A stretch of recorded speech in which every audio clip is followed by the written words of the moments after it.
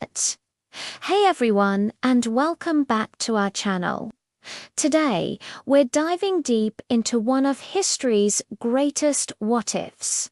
We all know the story of ancient Greece, a cradle of democracy, philosophy, and art, largely shaped by the golden age of Athens.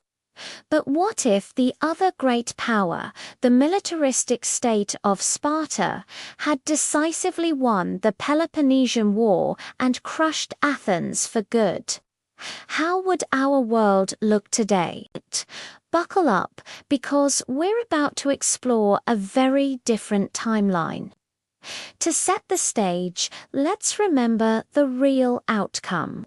Sparta did win the Peloponnesian War in 404 BCE. They tore down Athens's defensive walls, dissolved its empire, and installed a pro-Spartan oligarchy known as the 30 Tyrants. But here's the key part: Spartan dominance was short.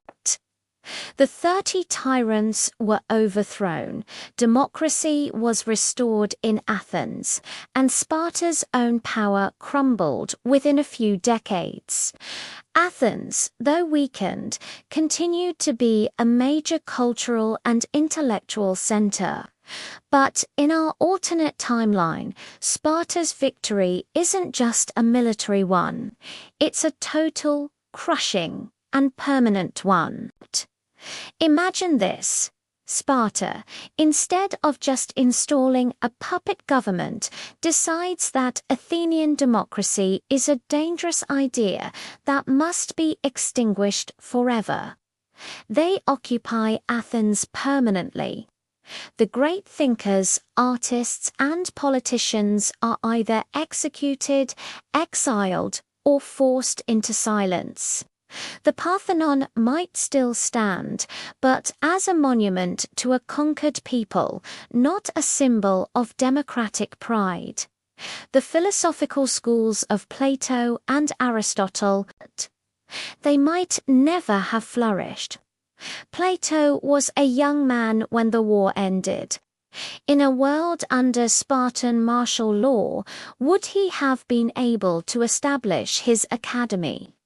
Would his student, Aristotle, have had the freedom to study everything from biology to politics? It's highly unlikely. The very concept of democracy, as we understand it, would have been dealt a crippling blow.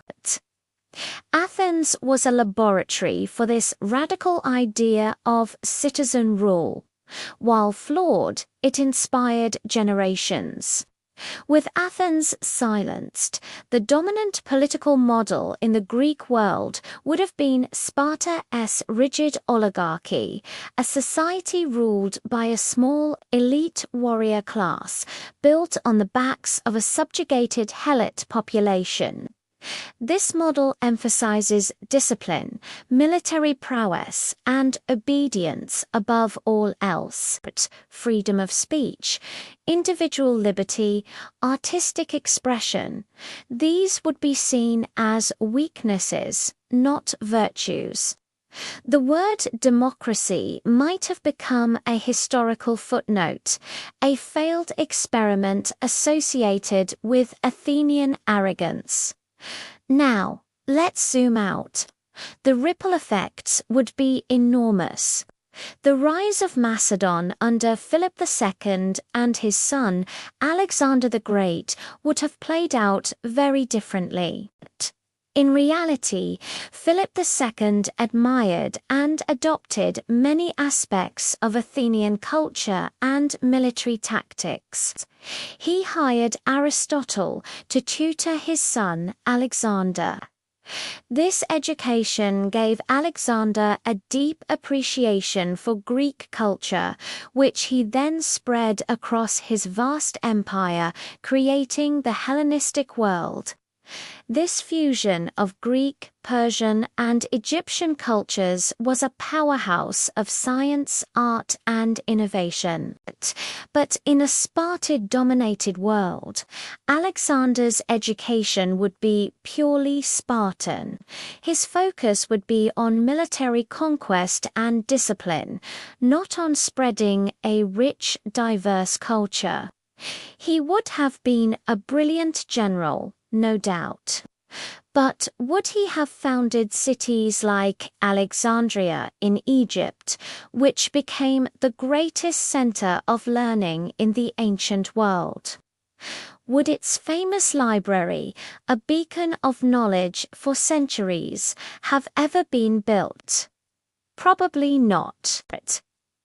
The Hellenistic age as we know it would be replaced by a Spartan Hellenistic age, far more militaristic, less tolerant, and intellectually barren. This change would fundamentally alter the trajectory of Western civilization. The Roman Republic, which heavily borrowed from Greek philosophy, law, and art, would be inheriting a very different legacy. Instead of the rich tapestry of Athenian thought, they would find the stark authoritarian model of Sparta. Roman law might have developed to be more focused on military order and state control rather than principles of justice and citizen rights. The philosophical debates that shaped Roman and later European thought would be absent. Stoicism, Epicureanism, these schools of thought, which helped people navigate life's complexities, might not exist without their Athenian roots. And what about the Renaissance? The rebirth was fueled by the rediscovery of classical Greek texts, plays, histories, and philosophical works that had been preserved. If those works were never written or were suppressed and lost in our Spartan timeline, what would there be to rediscover? The Renaissance might never have happened. The surge in art, science, and humanism that pulled Europe out of the Middle Ages would be missing its primary catalyst. We might have had a world without Michelangelo's David, without Leonardo da Vinci's scientific inquiries, without the political philosophy of Machiavelli, who studied classical examples of governance. The Enlightenment of the 18th century, which gave us the foundations for modern democracy, science, and human rights, drew directly from this classical and Renaissance heritage. Thinkers like John Locke, Voltaire, and Thomas Jefferson were all deeply influenced by the ideals of Athenian democracy and Roman law. The American and French revolutions, with their calls for liberty, equality, and fraternity, are direct descendants of this intellectual lineage. In a world shaped by a Spartan victory, the dominant values would be order, hierarchy, and the power of the state. The individual would be subservient to the collective, and questioning authority would be unthinkable. This sounds a lot like the totalitarian regimes of the 20th century, and it's a chilling thought.